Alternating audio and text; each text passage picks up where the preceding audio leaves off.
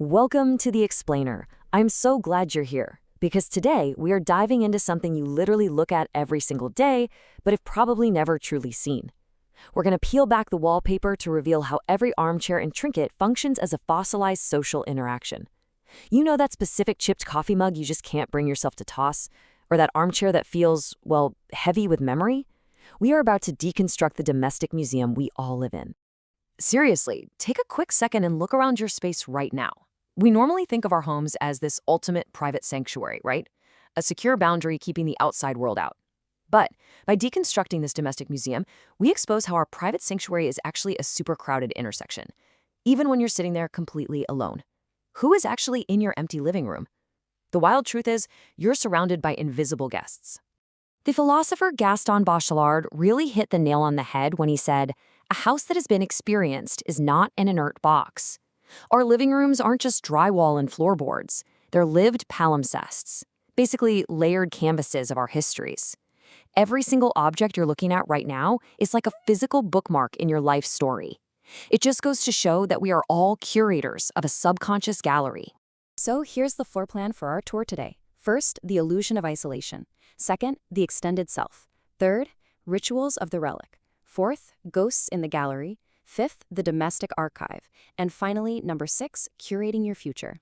All right, let's jump right into part 1, the illusion of isolation, and that idea of the crowded intersection. Moving on to part 2, the extended self. We are what we have. So, why do we accumulate all this stuff in the first place? Why do we get so deeply personally attached to totally inanimate objects?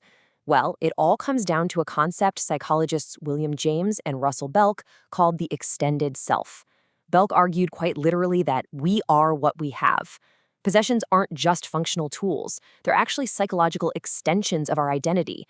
And there are 4 distinct pathways for how a mass-produced, totally generic thing transforms into a piece of you. It happens through how much control and mastery we have over it, the physical labor we pour into it, our intimate knowledge of its quirks, and physical contamination, which basically just means how physically close it's been to our bodies over time. That brings us to part 3, rituals of the relic, creating the convoy.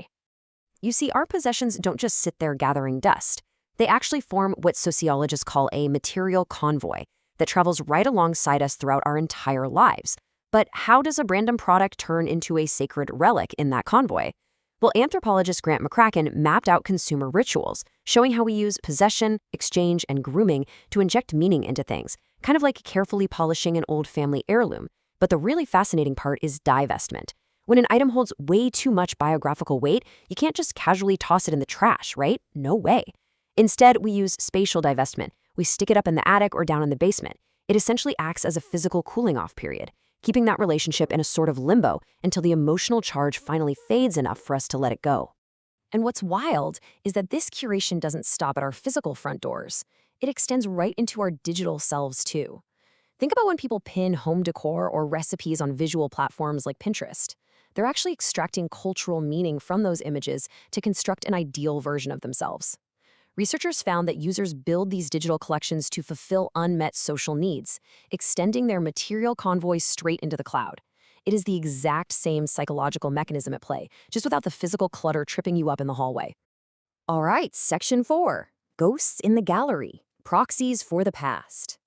Now we are entering the real emotional core of this explainer. What happens when the items in our space represent people who just aren't in our lives anymore? The philosopher Jacques Derrida explained this beautifully through a concept called hauntology, which is this uncanny feeling where our familiar domestic space is literally shadowed by specters of the past. He called it domestic hospitality.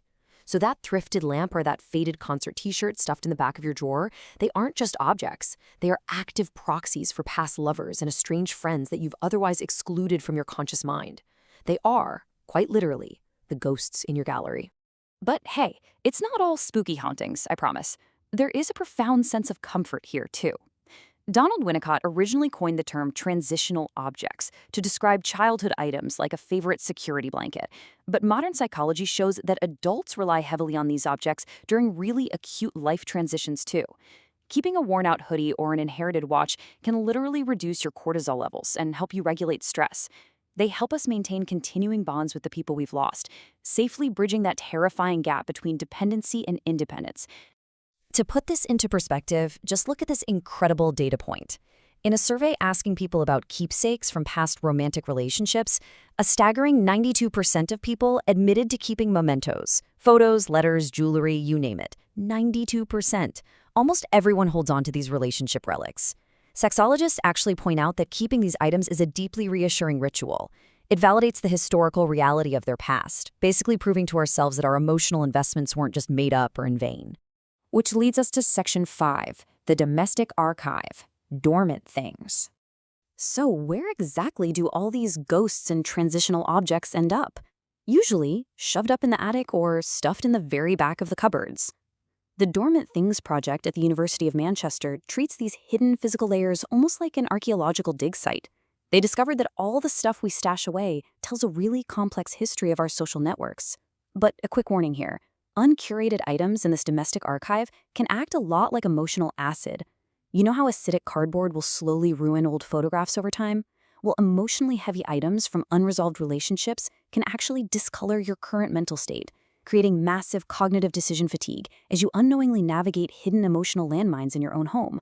This is exactly why Michel de Certeau described the living room as an anti-museum. Think about it. An institutional museum is highly organized, highly localized, and formally preserved. Our homes, on the other hand, are beautifully, messily dispersed. Our memories are hidden away in all these little hollow places. They just sleep beneath the visible surface, waiting to be awakened by a simple touch or even just a passing glance. And that brings us to our final part, Section 6, Curating Your Future, the Active Gallery. So if we are constantly surrounded by ghosts, emotional acid, and sleeping memories, how do we stop being passive hoarders and actually become active curators of our future?